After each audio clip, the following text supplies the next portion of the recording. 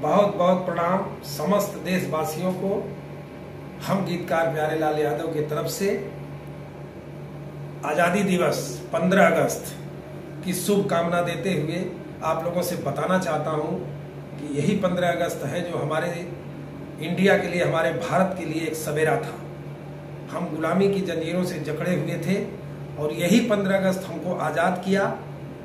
लेकिन भाइयों, आपसे प्रार्थना है कि हमें आज़ादी सद्भावना की है, सच्चाई की है, व्यवहारिता की है, समभाव की है, सद्भावना की आज़ादी है, न कि नफरत और बैर और ईर्ष्या की।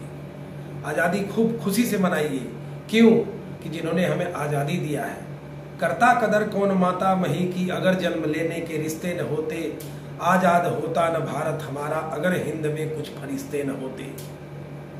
कदर क्या आदमी की जब जगत व्यवहार ना सीखा, उसे धिक्कार है जिसने वतन से प्यार ना सीखा। कटाए देश पे जो सर वही सरदार होता है, वही माता मही के गले का सुंदर हार होता है। तो देश के समस्त वासियों के मैं अपने तरफ से इस आज़ादी दिवस का, इस स्वतंत्रता दिवस की शुभकामना देते हुए और आग्रह करता हूं कि आज़ादी दिवस को एक आज़ाद हिंद की नागरिकता लेते हुए और नागरिक बनकर के आज़ादी को मनाएं। बहुत बहुत धन्यवाद।